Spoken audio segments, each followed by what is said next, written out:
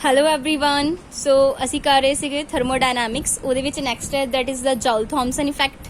Syllabus ਦੇ ਵਿੱਚ special mention ਹੈਗਾ, ਦੇਖ ਲੈਣਾ, ਠੀਕ ਹੈ। ਸੋ ਕਰਦੇ ਹਾਂ, ਬੜਾ ਈਜ਼ੀ ਵੇ ਨਾਲ ਕਰਾਂਗੇ। When a gas is allowed to expand through a narrower orifice cooling is produce. ਯਾਨੀ ਕਿ ਜਦੋਂ ਗੈਸ ਜਿਹੜੀ ਆ ਉਹ ਐਕਸਪੈਂਡ ਕਰਦੀ ਹੈ ਕਿਸੇ ਨੈਰੋ ਔਰੀਫਾਈਸ ਦੇ ਵਿੱਚੋਂ, ਦੈਨ ਉੱਥੇ ਕੀ ਹੋ ਜਾਂਦੀ, ਕੂਲਿੰਗ ਪ੍ਰੋਡਿਊਸ ਹੋ ਜਾਂਦੀ ਹੈ। ਇਹਨੂੰ ਹੀ ਆਪਾਂ ਇਸੇ ਫਿਨੋਮੀਨਨ ਨੂੰ ਕੀ ਬੋਲਦੇ, ਜੌਲ ਥॉमसन ਇਫੈਕਟ। ਇਹਨੂੰ ਜੌਲ ਕੈਲਵਿਨ ਇਫੈਕਟ ਵੀ ਕਹਿੰਦੇ ਆ, ਠੀਕ ਹੈ। ਸੋ ਮੇਨ ਇਹਦਾ ਪੇਪਰ 'ਚੋਂ ਜੋ ਮੇਨ ਚੀਜ਼ਾਂ ਪੁੱਛੇਗਾ, ਮੈਂ ਤੁਹਾਨੂੰ ਸਿਰਫ ਸਿੱਧੀਆਂ ਉਹੀ ਚੀਜ਼ਾਂ ਕਰਵਾਵਾਂਗੀ, ਠੀਕ ਹੈ। ਪਹਿਲਾਂ ਆਪਾਂ ਰਿਜ਼ਲਟ ਦੇਖ ਲੈਂਦੇ ਕੁਛ ਇਹਦੇ। ਫਸਟ ਰਿਜ਼ਲਟ ਕੀ ਸੀ, ਇਹ ਫਾਊਂਡ ਕੀਤਾ ਗਿਆ ਕਿ all gases except hydrogen slight cooling is ਆਬਜ਼ਰਵਡ।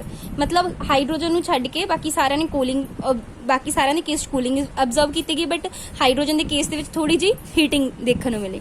Change in temperature is found to be proportional to pressure difference, ਠੀਕ ਹੈ। On the two side of the porous plug, ਜਿਹੜੇ ਦੋਨੀ ਪੋਰਸ ਪਲੱਗ ਆ ਉਹਨਾਂ ਦੇ ਆਲੇ ਦੁਆਲੇ ਕਿੰਨਾ ਚੇਂਜ ਇਨ ਪ੍ਰੈਸ਼ਰ ਆ, ਉੱਤੇ ਹੀ ਡਿਪੈਂਡ ਕਰਦਾ ਚੇਂਜ ਇਨ, ਮਤਲਬ ਪ੍ਰੈਸ਼ਰ ਡਿਫਰੈਂਸ ਕਿੰਨਾ ਹੈ ਉਹਨਾਂ ਦੁਆਲੇ, ਉਨਾ ਹੀ ਚੇਂਜ ਇਨ ਟੈਂਪਰੇਚਰ ਹੋਏਗਾ, ਉਹ ਪ੍ਰਪੋਰਸ਼ਨਲ ਹੋਣਗੇ। For a given pressure difference change in temperature decrease ਕਰੇਗਾ with increase in initial temperature T1। ਮਤਲਬ ਕਿ ਉਹ ਕਹਿ ਰਿਹਾ ਕੋਈ ਵੀ ਤੁਹਾਨੂੰ ਗਿਵਨ ਪ੍ਰੈਸ਼ਰ ਹੋ ਤੇ ਜਿਹੜਾ ਚੇਂਜ ਇਨ ਟੈਂਪਰੇਚਰ ਆਏਗਾ ਨਾ, ਮਤਲਬ ਟੈਂਪਰੇਚਰ ਜਿਹੜਾ ਚੇਂਜ ਆਏਗਾ ਉਹ ਡਿਕਰੀਜ਼ ਕਰ ਜਾਏਗਾ with increase in the initial temperature.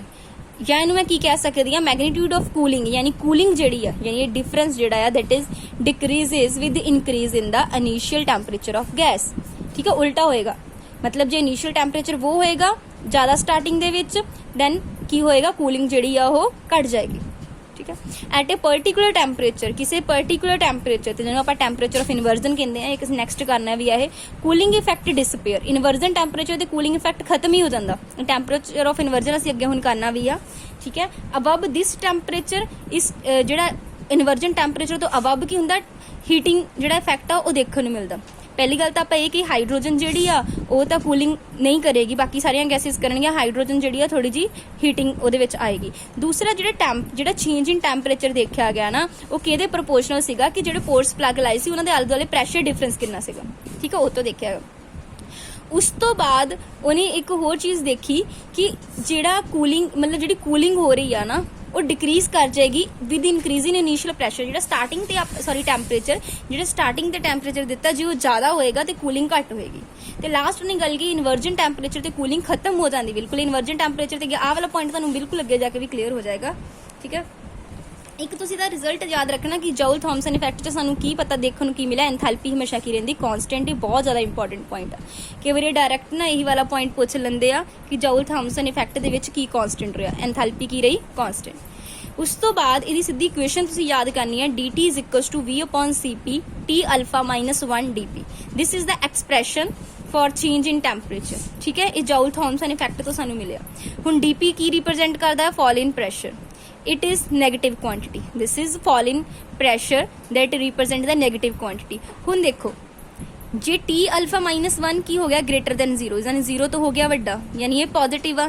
and this is negative quantity, then dt ਕੀ ਹੋ ਗਿਆ, ਨੈਗੇਟਿਵ, ਠੀਕ ਹੈ। ਨੈਗੇਟਿਵ ਪੋਜ਼ਿਟਿਵ ਮਲਟੀਪਲਾਈ ਹੋ ਕੇ ਨੈਗੇਟਿਵ ਦਿੰਦੇ ਨਾ, dt ਕੀ ਹੋ ਗਿਆ, ਨੈਗੇਟਿਵ।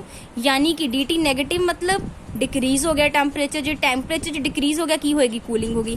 ਯਾਨੀ ਕਿ T alpha minus 1 ਜੇ greater than 0 ਹੋਏਗਾ, ਉਸ ਟਾਈਮ ਕੀ ਹੋਏਗੀ, ਕੂਲਿੰਗ ਹੋਏਗੀ। ਸਮਝੇ, ਦੇਖੋ T alpha minus 1 greater than 0, dP is the negative quantity, negative positive negative, dt ਕੀ ਹੋ ਗਿਆ, ਨੈਗੇਟਿਵ। ਜੇ dt ਨੈਗੇਟਿਵ ਹੋ ਗਿਆ ਯਾਨੀ ਟੈਂਪਰੇਚਰ ਨੈਗੇਟਿਵ ਹੋ ਗਿਆ, ਹੋਰ ਘਟ ਗਿਆ ਤਾਂ ਕੀ ਹੋਏਗੀ, ਕੂਲਿੰਗ ਹੋਏਗੀ, ਠੀਕ ਹੈ।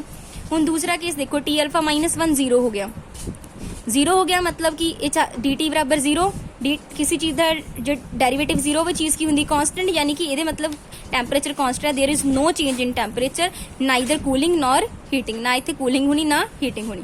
ਉਸ ਤੋਂ ਬਾਅਦ ਲਾਸਟ ਕੀ ਹੈ, T alpha minus 1 less than 0। ਜੇ ਇਹ ਚੀਜ਼ ਲੈਸ ਦੈਨ 0 ਹੋ ਗਈ ਮਤਲਬ ਨੈਗੇਟਿਵ ਹੋ ਗਈ, this is again negative quantity, negative negative positive, ਯਾਨੀ ਹੁਣ dt ਕੀ ਹੋ ਜਾਏਗਾ, ਪੋਜ਼ਿਟਿਵ। dt ਪੋਜ਼ਿਟਿਵ ਮਤਲਬ ਵੱਧ ਗਿਆ, ਯਾਨੀ ਹੀਟਿੰਗ ਹੋ ਜਾਏਗੀ। ਇਦਾਂ ਉਹਨਾਂ ਤੁਹਾਨੂੰ ਇਕੁਏਸ਼ਨ ਦੇ ਕੇ ਪੁੱਛ ਲੇਗਾ ਕਿ T alpha minus 1 ਦੀਆਂ ਕੰਡੀਸ਼ਨ ਤੇ ਪੁੱਛ ਲੇਗਾ, ਜੇ ਗ੍ਰੇਟਰ ਦੈਨ 0 ਤੇ ਦੱਸੋ ਕੀ ਹੈ, ਲੈਸ ਦੈਨ ਤੇ ਕੀ ਹੈਗਾ, ਠੀਕ ਹੈ। ਤੇ ਯਾਦ ਰੱਖਣਾ। ਉਸ ਤੋਂ ਬਾਅਦ ਆ ਜਾਂਦਾ Joule Thomson effect for a perfect gas, ਕਿਸੇ ਪਰਫੈਕਟ ਗੈਸ ਲਈ। ਹੁਣ ਦੇਖੋ ਮੈਂ ਤੁਹਾਨੂੰ ਥੋੜਾ ਟ੍ਰਿਕ ਨਾਲ ਵੀ ਦੱਸਦੀ, ਜਿਹੜੀ ਗੈਸ ਪਰਫੈਕਟ ਆ ਨਾ ਉਹਦੇ 'ਚ ਕੋਈ ਚੇਂਜ ਨਹੀਂ ਆਣਾ, ਪਰਫੈਕਟ ਆ ਪਹਿਲੀ ਚੀਜ਼, ਉਹਦੇ ਵਿੱਚ ਕੀ ਲੋੜ ਹੈਗੀ ਆ। ਸੋ ਇਹਨੂੰ ਇੱਦਾਂ ਯਾਦ ਰੱਖਣਾ ਕਿ ਜਦੋਂ ਪਰਫੈਕਟ ਗੈਸ ਲਈ ਆਪਾਂ ਜੌਲ ਥॉमसन ਇਫੈਕਟ ਕੱਢਾਂਗੇ, ਉੱਥੇ ਕੀ ਆਏਗਾ, ਟੈਂਪਰੇਚਰ ਕਾਂਸਟੈਂਟ ਹੋ ਜਾਏਗਾ। ਮਤਲਬ ਕਿ ਉਹ ਇੰਨੀ ਪਰਫੈਕਟ ਆ, ਨਾ ਉਹਨੇ ਕੂਲਿੰਗ ਕਰਨੀ ਆ, ਨਾ ਉੱਥੇ ਕੂਲਿੰਗ ਦੀ ਲੋੜ ਆ, ਨਾਈਦਰ ਹੀਟਿੰਗ ਨॉर ਕੂਲਿੰਗ, ਨਾ ਕੂਲਿੰਗ ਹੋਣੀ ਆ ਨਾ ਹੀਟਿੰਗ ਹੋਣੀ ਹੈ, ਮਤਲਬ ਕੋਈ ਚੇਂਜ ਨਹੀਂ ਆਣਾ ਜੌਲ ਥੌਮਸਨ ਇਫੈਕਟ ਦੇ ਵਿੱਚ in case of perfect gas.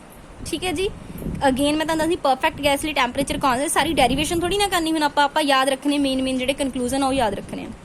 ਉਸ ਤੋਂ ਬਾਅਦ ਆ ਜਾਂਦਾ Thomson effect for real gases. Real gases ਲਈ ਥੌਮਸਨ ਇਫੈਕਟ ਜਿਹੜਾ ਕੀ ਆਬਜ਼ਰਵ ਕੀਤਾ ਗਿਆ, ਉਹਦੇ ਵਿੱਚ ਨਾ ਲਾਸਟ ਹੀ ਡਰਾਈਵ ਕਰਕੇ ਸਾਡੇ ਕੋਈ ਇਕੁਏਸ਼ਨ ਆਈ, ਜਿੱਦਾਂ ਸਾਡੇ ਕੋਲ dt v/cp ਸੀਗਾ ਨਾ, ਹੁਣ ਉਹ ਜਗ੍ਹਾ ਕੀ ਆ ਗਿਆ, ਇੱਥੇ ਜਗ੍ਹਾ 2a/RT - v ਆ ਗਿਆ। ਹੁਣ this give the change in temperature dt corresponding to change in pressure dp, ਮਤਲਬ ਪ੍ਰੈਸ਼ਰ ਦੇ ਚੇਂਜ ਨਾਲ ਟੈਂਪਰੇਚਰ ਦਾ ਚੇਂਜ ਉਹੀ ਵਾਲਾ ਰਿਜ਼ਲਟ ਦੇ ਰਿਹਾ। ਹੁਣ ਇਹ ਹੈਗੇ main special case. In case dt negative ਆ, dt ਨੈਗੇਟਿਵ ਕਦੋਂ ਹੋਏਗਾ, when this thing is greater than 0, ਕਿਉਂਕਿ ਇਹ greater than ਹੋ ਗਈ 0 ਯਾਨੀ positive. this is negative, positive negative negative, ਯਾਨੀ dt ਕੀ ਹੋ ਗਿਆ ਨੈਗੇਟਿਵ, dt ਹੋ ਗਿਆ ਨੈਗੇਟਿਵ। 2a/RT - v ਜਦੋਂ greater than 0 ਸੀ, ਜਿੱਦਾਂ ਦੂਸਰੇ ਚ ਆਪਾਂ T α - 1 ਸੀ, ਬਸ ਉਹਦੀ ਜਗ੍ਹਾ 2a/RT - v ਆ ਗਿਆ in case of real gas. ਇੱਥੋਂ ਤੁਹਾਨੂੰ ਟੈਂਪਰੇਚਰ ਆਫ ਇਨਵਰਜ਼ਨ ਦੀ ਕਹਾਣੀ ਵੀ ਪਤਾ ਚੱਲੇਗੀ। ਸੋ ਇੱਥੋਂ ਆ ਗਿਆ 2a/RT is greater then v, 2a/RB ਨੀਚੇ ਲੈ ਆਓ, ਟੈਂਪਰੇਚਰ ਘਟ ਗਿਆ, ਲੈਸ ਹੋ ਗਿਆ, ਯਾਨੀ ਕੀ ਹੋ ਗਈ ਕੂਲਿੰਗ। ਇਦਾਂ ਪੇਪਰ 'ਚ ਕੇਸ ਬਣੇ ਹੋਏ ਨੇ, ਤੁਹਾਨੂੰ ਪਤਾ ਲੱਗ ਜਾਣਾ ਕਿ ਕੂਲਿੰਗ ਹੋਈ ਇਦਾਂ। ਦੂਸਰਾ ਕੇਸ ਦੇਖਦੇ ਹਾਂ। ਦੂਸਰੇ ਕੇਸ 'ਚ ਕੀ ਕਰੋ, ਇਹਨੂੰ ਜੇ ਤੁਸੀਂ dt ਪੋਜ਼ਿਟਿਵ ਲੈਣਾ ਯਾਨੀ ਇਹ ਲੈਸ ਦੈਨ 0 ਹੋਏਗਾ, ਕਿਉਂਕਿ ਜੇ ਲੈਸ ਦੈਨ 0 ਹੋਏਗਾ ਤਾਂ ਹੀ ਨੈਗੇਟਿਵ ਮਿਲ ਕੇ ਪੋਜ਼ਿਟਿਵ ਬਣਨਗੇ ਨਾ ਇਕੁਏਸ਼ਨ 'ਚ। ਸੇਮ ਉਹਦੇ ਵਾਂਗੂ T α - 1 ਵਾਲੇ ਕੇਸ, ਬਸ T α - 1 ਦੀ ਜਗ੍ਹਾ 2a/RT - v ਆ। ਸੋ T ਗ੍ਰੇਟਰ ਦੈਨ ਹੋ ਗਿਆ, ਟੈਂਪਰੇਚਰ ਵੱਡਾ ਹੋ ਗਿਆ, ਜਦੋਂ ਇਹ ਵਾਲੀ ਚੀਜ਼ ਪਿੱਛੇ ਵਾਂਗੂ ਸੋਲਵ ਕਰਾਂਗੇ, ਯਾਨੀ ਹੁਣ ਕੀ ਹੋ ਗਈ ਹੀਟਿੰਗ। ਲਾਸਟ ਜੇ 0 ਹੋ ਜਾਵੇ, 0 ਕਦੋਂ ਹੋਏਗਾ, ਜਦੋਂ ਇਹ ਵਾਲੀ ਚੀਜ਼ 0 ਹੋ ਗਈ, ਯਾਨੀ ਇੱਥੋਂ 2a/RT ਬਰਾਬਰ b ਆ ਜਾਏਗਾ। ਇੱਥੋਂ ਇਹ ਆਏਗਾ 2a/RT ਬਰਾਬਰ b, तो b ਇੱਥੇ ਲਿਓ ਤੇ t ਇੱਥੇ ਚਲ ਜਾਏਗਾ। ਠੀਕ ਹੈ। ਸੋ t ਕੀ ਆ ਗਿਆ 2a/RB। This is called temperature of inversion, ਇਹਨੂੰ ਬੋਲਦੇ ਟੈਂਪਰੇਚਰ ਆਫ ਇਨਵਰਜ਼ਨ। ਤੇ ਜਿਹੜਾ ਸਾਡੇ ਕੋਲ ਚੇਂਜ ਇਨ ਟੈਂਪਰੇਚਰ ਆ ਉਹ ਪ੍ਰੋਪੋਰਸ਼ਨਲ ਹੋਏਗਾ ਚੇਂਜ ਇਨ ਪ੍ਰੈਸ਼ਰ। ਠੀਕ ਹੈ। ਨੈਕਸਟ ਹੈਗਾ ਆ ਇਹਦੇ ਵਿੱਚ relation between the critical temperature and temperature of inversion. ਦੋਨਾਂ 'ਚ ਕੀ ਰਿਲੇਸ਼ਨ ਹੈ, ਟੈਂਪਰੇਚਰ ਆਫ ਇਨਵਰਜ਼ਨ ਆਪਾਂ ਹੁਣੇ ਕੱਢਿਆ 2a/RB, ਤੇ ਕ੍ਰਿਟੀਕਲ ਟੈਂਪਰੇਚਰ ਦਾ ਫਾਰਮੂਲਾ ਯਾਦ ਰੱਖਣਾ 8a/27RB ਹੁੰਦਾ। ਦੋਨਾਂ ਨੂੰ ਡਿਵਾਈਡ ਕਰਕੇ ਰਿਲੇਸ਼ਨ ਕੱਢਿਆ, ਦਿਸ ਇਜ਼ ਦਾ ਰਿਲੇਸ਼ਨ। ਤੁਸੀਂ ਡਾਇਰੈਕਟ ਰਿਲੇਸ਼ਨ ਯਾਦ ਰੱਖਣਾ, ਕਈ ਵਾਰੀ ਪੇਪਰ 'ਚ ਆ ਜਾਂਦਾ। This is the temperature of inversion, this is the critical temperature. Clear.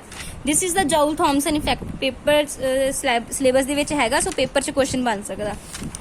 ਇਹਨੂੰ ਇੱਕ ਵਾਰੀ ਥੋੜਾ ਜਿਹਾ ਕੰਕਲੂਡ ਕਰ ਲਈਏ ਕਿ ਜੌਲ ਥੌਮਸਨ ਇਫੈਕਟ ਸੀਗਾ ਕੀ। ਜੌਲ ਥੌਮਸਨ ਇਫੈਕਟ ਕੀ ਕਹਿੰਦਾ ਆ ਕਿ ਜਦੋਂ ਗੈਸ ਜਿਹੜੀ ਐਕਸਪੈਂਡ ਕਰਦੀ ਆ ਕਿਸੇ ਨੈਰੋ ਔਰੀਫਾਈਸ ਦੇ ਥਰੂ, ਤੇ ਉੱਥੇ ਕੀ ਹੋ ਜਾਂਦੀ ਆ ਕੂਲਿੰਗ ਪ੍ਰੋਡਿਊਸ ਹੁੰਦੀ ਹੈ। ਇਹਨੂੰ ਆਪਾਂ ਜੌਲ ਥੌਮਸਨ ਇਫੈਕਟ ਵੀ ਕਹਿੰਦੇ ਆ, ਜੌਲ ਕੈਲਵਿਨ ਇਫੈਕਟ ਵੀ ਕਹਿੰਦੇ ਆ। ਉਸ ਤੋਂ ਬਾਅਦ ਆਪਾਂ ਇਹ ਕੀਤਾ ਕਿ ਇਹਦੇ ਵਿੱਚ ਇੰਥੈਲਪੀ ਕੀ ਰਹਿੰਦੀ ਆ, ਕਾਂਸਟੈਂਟ ਰਹਿੰਦੀ ਆ। ਉਸ ਤੋਂ ਬਾਅਦ ਇਕੁਏਸ਼ਨ ਕੀਤੀ, ਅਸੀਂ ਦੱਸਿਆ DP is a negative quantity ਹੈ, ਪਹਿਲੇ ਹੀ ਨੈਗੇਟਿਵ ਆ। ਜੇ ਚੀਜ਼ ਗ੍ਰੇਟਰ ਦੈਨ 0 ਮਤਲਬ ਪੋਜ਼ਿਟਿਵ ਹੋ ਗਈ, ਪੋਜ਼ਿਟਿਵ ਨੈਗੇਟਿਵ ਮਿਲ ਕੇ dt ਕੀ ਹੋ ਜਾਏਗਾ ਨੈਗੇਟਿਵ ਹੋ ਜਾਏਗਾ। ਨੈਗੇਟਿਵ ਮਤਲਬ ਕੂਲਿੰਗ। ਜੇ 0 ਹੋ ਗਿਆ ਫਿਰ ਤਾਂ 0 ਹੋ ਜਾਣਾ, ਨਾ ਕੂਲਿੰਗ ਨਾ ਹੀਟਿੰਗ। ਲਾਸਟ ਜੇ ਨੈਗੇਟਿਵ ਹੋ ਗਿਆ ਯਾਨੀ less than 0, negative positive, dt ਕੀ ਹੋ ਜਾਏਗਾ ਪੋਜ਼ਿਟਿਵ, ਯਾਨੀ ਕੀ ਹੋਏਗੀ ਹੀਟਿੰਗ। ਠੀਕ ਹੈ। ਉਸ ਤੋਂ ਬਾਅਦ ਅਸੀਂ ਕੀਤਾ ਪਰਫੈਕਟ ਗੈਸ ਨਾ ਹੀਟਿੰਗ ਹੋਣੀ ਹੈ ਨਾ ਕੂਲਿੰਗ ਹੋਣੀ ਹੈ, ਟੈਂਪਰੇਚਰ ਹੋ ਜਾਣਾ ਕਾਂਸਟੈਂਟ। ਲਾਸਟ ਅਸੀਂ ਰੀਅਲ ਗੈਸ ਲਈ ਕੀਤਾ, ਰੀਅਲ ਬਸ ਇੱਥੇ T α - 1 ਦੀ ਜਗ੍ਹਾ ਚੇਂਜ ਆਇਆ 2a/RT - v। This is a negative quantity, negative positive, ਯਾਨੀ ਜੇ dt ਨੈਗੇਟਿਵ ਬਣਾਉਣਾ ਤੁਸੀਂ ਨੈਗੇਟਿਵ ਚਾਹੁੰਦੇ ਆ, ਇਹਨੂੰ ਕੀ ਰੱਖੋ ਗ੍ਰੇਟਰ ਦੈਨ 0 ਯਾਨੀ ਪੋਜ਼ਿਟਿਵ ਰੱਖੋ। ਉੱਥੋਂ ਅਸੀਂ ਕੰਡੀਸ਼ਨਸ ਅਲੱਗ-ਅਲੱਗ ਕਰ ਲਈਆਂ, ਉੱਥੋਂ ਪਤਾ ਲੱਗ ਗਿਆ ਕਿ ਕੀ ਹੋ ਗਿਆ ਕੂਲਿੰਗ ਹੋ ਗਈ। ਕਲੀਅਰ।